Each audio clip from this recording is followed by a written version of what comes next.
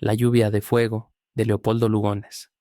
Recuerdo que era un día de sol hermoso, lleno del hormigueo popular en las calles atronadas de vehículos. Un día asaz cálido y de tersura perfecta. Desde mi terraza dominaba una vasta confusión de techos, vergeles salteados, un trozo de bahía punzado de mástiles, la recta gris de una avenida. A eso de las 11 cayeron las primeras chispas. Una aquí y otra allá, partículas de cobre semejantes a las morcellas de un pábilo, partículas de cobre incandescente que daban en el suelo con un ruidecito de arena.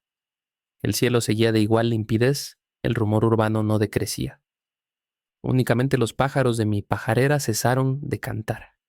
Casualmente lo había advertido, mirando hacia el horizonte en un momento de abstracción. Primero creí en una ilusión óptica formada por mi miopía. Tuve que esperar largo rato para ver caer otra chispa, pues la luz solar anegábalas bastante. Pero el cobre ardía de tal modo que se destacaban lo mismo. Una rapidísima vírgula de fuego y el golpecito en la tierra. Así, a largos intervalos. Debo confesar que al comprobarlo experimenté un vago terror. Exploré el cielo en una ansiosa ojeada. Persistía la limpidez. ¿De dónde venía aquel extraño granizo? ¿Aquel cobre? ¿Era cobre? Acababa de caer una chispa en mi terraza, a pocos pasos. Extendí la mano. Era, a no caber duda, un gránulo de cobre que tardó mucho en enfriarse. Por fortuna la brisa se levantaba, inclinando aquella lluvia singular hacia el lado opuesto de mi terraza. Las chispas eran harto ralas, además. Podía creerse por momentos que aquello había ya cesado. No cesaba, uno que otro, eso sí, pero caían siempre los temibles gránulos. En fin, aquello no había de impedirme almorzar, pues era el mediodía. Bajé al comedor atravesando el jardín, no sin cierto miedo de las chispas. Verdad es que el toldo, corrido para evitar el sol, me resguardaba. ¿Me resguardaba? Alcé los ojos, pero un toldo tiene tantos poros que nada pude descubrir. En el comedor me esperaba un almuerzo admirable, pues mi afortunado celibato sabía dos cosas sobre todo: leer y comer. Excepto la biblioteca, el comedor era mi orgullo. Ahito de mujeres y un poco gotoso. En punto a vicios amables, nada podía esperar ya sino de la gula. Comía solo, mientras un esclavo me leía narraciones geográficas. Nunca había podido comprender las comidas en compañía, y si las mujeres me hastiaban, como he dicho, ya comprenderéis que aborrecía a los hombres. 10 años me separaban de mi última orgía. Desde entonces, entregado a mis jardines, a mis peces, a mis pájaros, faltábame tiempo para salir. Alguna vez, en las tardes muy calurosas, un paseo a la orilla del lago. Me gustaba verlo, escamado de luna al anochecer, pero esto era todo, y pasaba meses sin frecuentarlo. La vasta ciudad libertina era para mí un desierto donde se refugiaban mis placeres. Escasos amigos, breves visitas, largas horas de mesa, lecturas, mis peces, mis pájaros, una que otra noche tal cual orquesta de flautistas, y 2 o 3 ataques de gota por año. Tenía el honor de ser consultado para los banquetes, y por ahí figuraban, no sin elogio, 2 o 3 salsas de mi invención. Esto me daba derecho, lo digo sin orgullo, a un busto municipal, con tanta razón como a la compatriota que acababa de inventar un nuevo beso. Entretanto mi esclavo leía narraciones de mar y de nieve, que comentaban admirablemente, en la ya entrada siesta, el generoso frescor de las ánforas. La lluvia de fuego había cesado quizá, pues la servidumbre no daba muestras de notarla. De pronto el esclavo que atravesaba el jardín con un nuevo plato no pudo reprimir un grito. Llegó, no obstante, a la mesa, pero acusando con su lividez un dolor horrible. Tenía en su desnuda espalda un agujerillo, en cuyo fondo sentíase chirriar aún la chispa voraz que lo había abierto. Ahogámosla en aceite, y fue enviado al lecho sin que pudiera contener sus ayes. Bruscamente acabó mi apetito, y aunque seguí probando los platos para no desmoralizar a la servidumbre, aquella se apresuró a comprenderme. El incidente me había desconcertado. Promediaba la siesta cuando subí nuevamente a la terraza. El suelo estaba ya sembrado de gránulos de cobre, mas no parecía que la lluvia aumentara. Comenzaba a tranquilizarme cuando una nueva inquietud me sobrecogió. El silencio era absoluto. El tráfico estaba paralizado a causa del fenómeno, sin duda. Ni un rumor en la ciudad, solo de cuando en cuando un vago murmullo de viento sobre los árboles. Era también alarmante la actitud de los pájaros. Habíanse apelotonado en un rincón, casi unos sobre otros. Me dieron compasión y decidí abrirles la puerta. No quisieron salir. Antes se recogieron más acongojados aún. Entonces comenzó a intimidarme la idea de un cataclismo. Sin ser grande mi erudición científica, sabía que nadie mencionó jamás esas lluvias de cobre incandescente. Lluvias de cobre. En el aire no hay minas de cobre. Luego aquella limpidez del cielo no dejaba conjeturar la procedencia. Y lo alarmante del fenómeno era esto. Las chispas venían de todas partes y de ninguna. Era la inmensidad desmenuzándose invisiblemente en fuego. Caía del firmamento el terrible cobre, pero el firmamento permanecía impasible en su azul. Ganábame poco a poco una extraña congoja, pero, cosa rara, hasta entonces no había pensado en huir. Esta idea se mezcló con desagradables interrogaciones. Huir. Y mi mesa, mis libros, mis pájaros, mis peces, que acababa precisamente de estrenar un vivero, mis jardines ya ennoblecidos de antigüedad, mis 50 años de placidez, en la dicha del presente, en el descuido del mañana, huir. Y pensé con horror en mis posesiones que no conocía, del otro lado del desierto, con sus camelleros viviendo en tiendas de lana negra y tomando por todo alimento leche cuajada, trigo tostado, miel agria. Quedaba una fuga por el lago, corta fuga después de todo si en el lago como en el desierto, según era lógico, llovía cobre también, pues no viniendo aquello de ningún foco visible, debía ser general. No obstante, el vago terror que me alarmaba, decíame todo eso claramente, lo discutía conmigo mismo, un poco enervado a la verdad por el letargo digestivo de mi siesta consuetudinaria. Y después de todo algo me decía que el fenómeno no iba a pasar de allí. Sin embargo, nada se perdía con hacer armar el carro. En ese momento llenó el aire una vasta vibración de campanas, y casi junto con ella advertí una cosa. Ya no llovía cobre. El repique era una acción de gracias, coreada casi acto continuo por el murmullo habitual de la ciudad. Esta despertaba de su fugaz atonía, doblemente gárrula. En algunos barrios hasta quemaban petardos. Acodado al parapeto de la terraza, miraba con un desconocido bienestar solidario la animación vespertina que era todo amor y lujo. El cielo seguía purísimo. Muchachos afanosos recogían en escudillas la granalla de cobre que los caldereros habían empezado a comprar. Era todo cuanto quedaba de la grande amenaza celeste. Más numerosa que nunca, la gente de placer coloría las calles. Y aún recuerdo que sonreí vagamente a un equívoco mancebo cuya túnica recogida hasta las caderas en un salto de bocacalle dejó ver sus piernas glabras, jaqueladas de cintas. Las cortesanas, con el seno desnudo según la nueva moda y apuntalado en deslumbrante coselete, paseaban su indolencia sudando perfumes. Un viejo lenón erguido en su carro manejaba como si fuese una vela, una hoja de estaño, que con apropiadas pinturas anunciaba amores monstruosos de fieras, ayuntamientos de lagartos con cisnes, un mono y una foca, una doncella cubierta por la delirante pedrería de un pavo real. Bello cartel, a fe mía, y garantida la autenticidad de las piezas.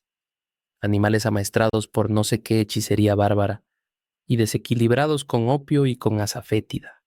Seguido por 3 jóvenes enmascarados pasó un negro amabilísimo, que dibujaba en los patios, con polvos de colores derramados al ritmo de una danza, escenas secretas. También depilaba al oropimente y sabía dorar las uñas. Un personaje fofo, cuya condición de eunuco se adivinaba en su morbidez, pregonaba al son de crótalos de bronces, cobertores de un tejido singular que producía el insomnio y el deseo, cobertores cuya abolición habían pedido los ciudadanos honrados, pues mi ciudad sabía gozar, sabía vivir.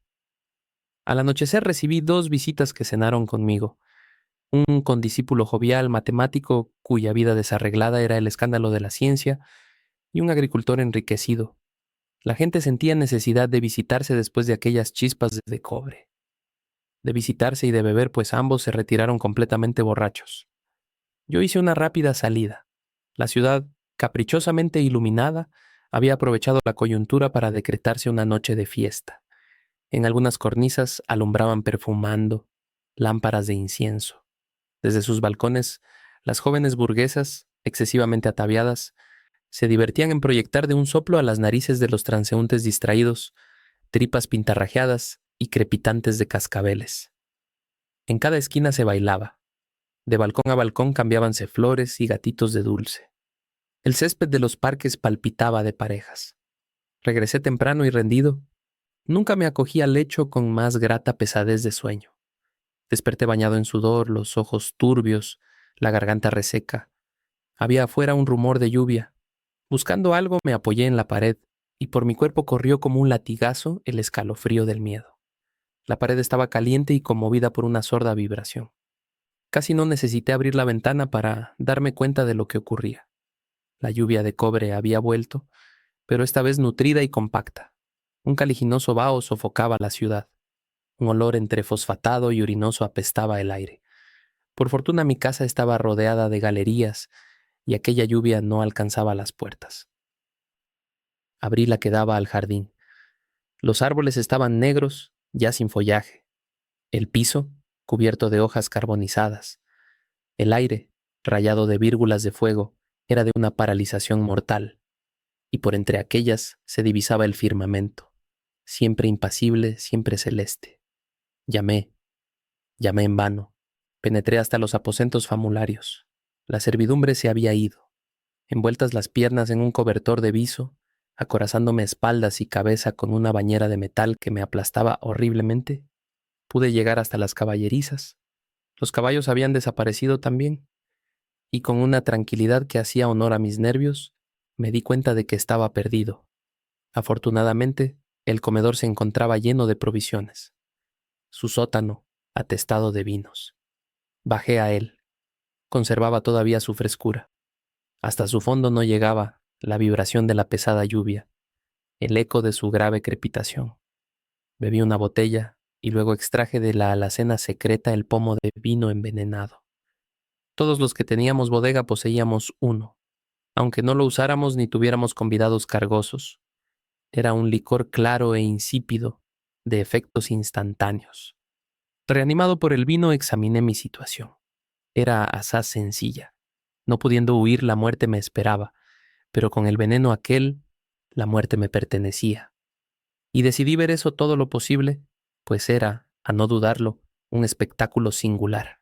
Una lluvia de cobre incandescente, la ciudad en llamas. Valía la pena. Subí a la terraza, pero no pude pasar de la puerta que daba acceso a ella. Veía desde allá lo bastante, sin embargo, veía y escuchaba. La soledad era absoluta. La crepitación no se interrumpía sino por uno que otro ululato de perro o explosión anormal. El ambiente estaba rojo, y a su través, troncos, chimeneas, casas, blanqueaban con una lividez tristísima.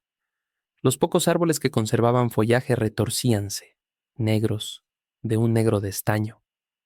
La luz había decrecido un poco, no obstante de persistir la limpidez celeste. El horizonte estaba, esto sí, mucho más cerca, y como ahogado en ceniza.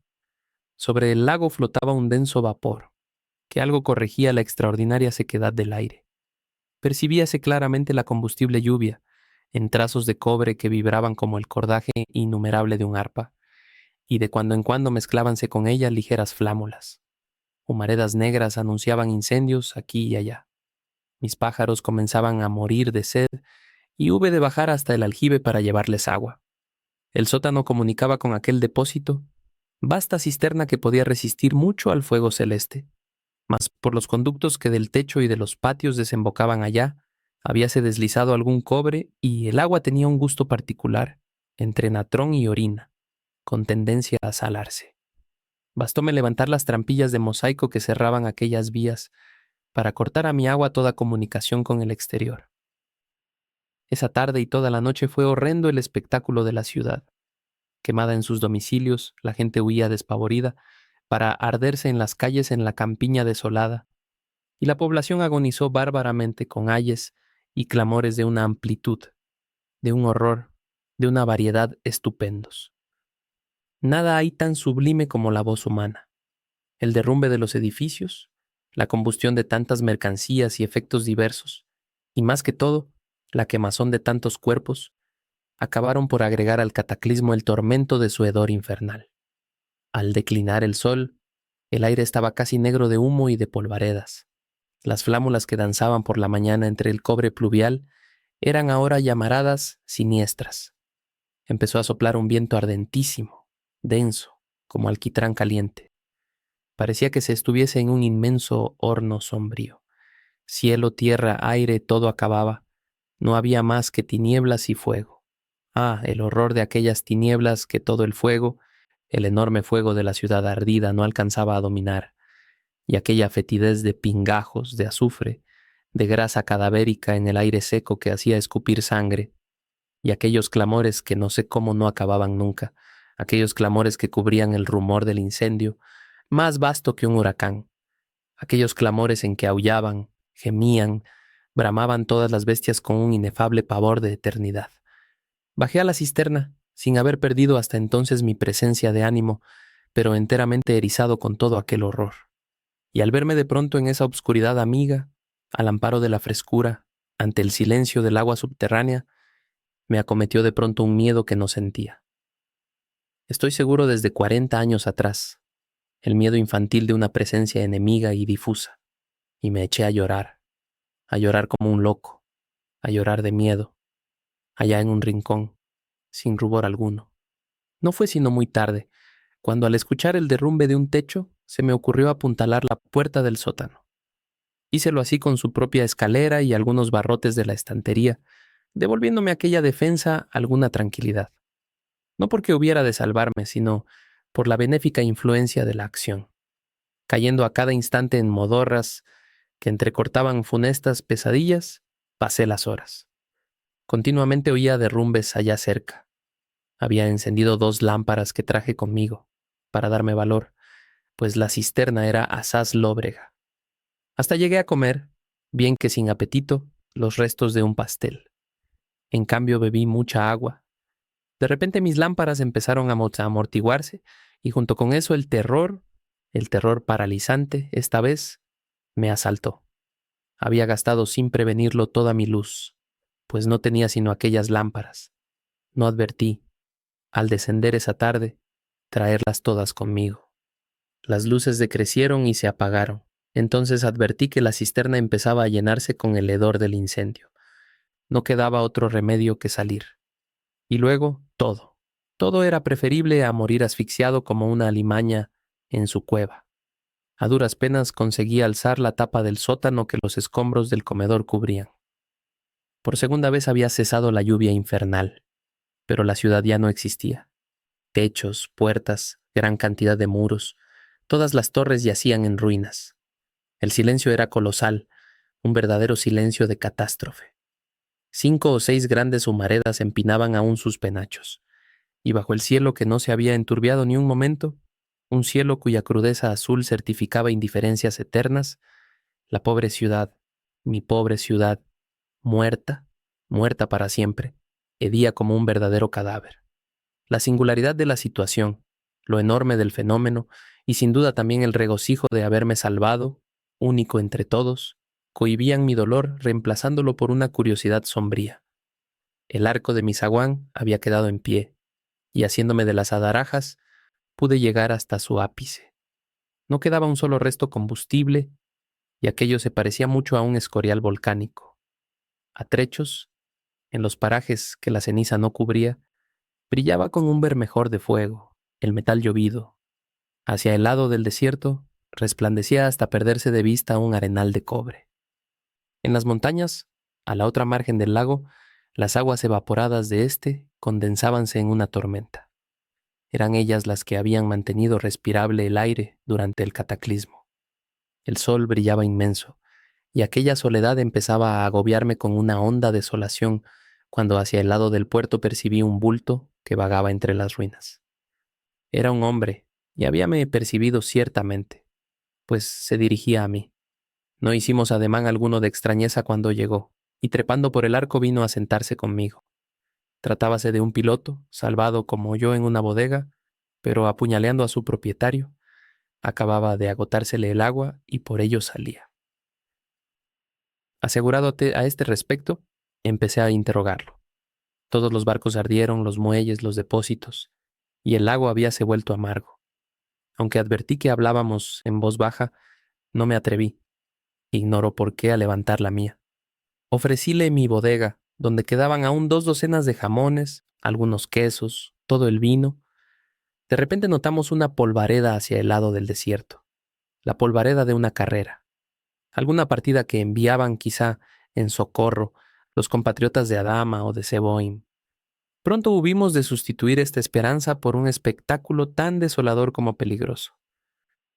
Era un tropel de leones, las fieras sobrevivientes del desierto, que acudían a la ciudad como a un oasis, furiosos de sed, enloquecidos de cataclismo. La sed y no el hambre los enfurecía, pues pasaron junto a nosotros sin advertirnos. ¿Y en qué estado venían? Nada como ellos revelaba tan lúgubremente la catástrofe. Pelados como gatos sarnosos, reducida a escasos chicharrones la crin, secos los ijares, en una desproporción de cómicos a medio vestir con la fiera cabezota, el rabo agudo y crispado como el de una rata que huye, las garras pustulosas, chorreando sangre. Todo aquello decía a las claras sus 3 días de horror bajo el azote celeste, al azar de las inseguras cavernas que no habían conseguido ampararlos.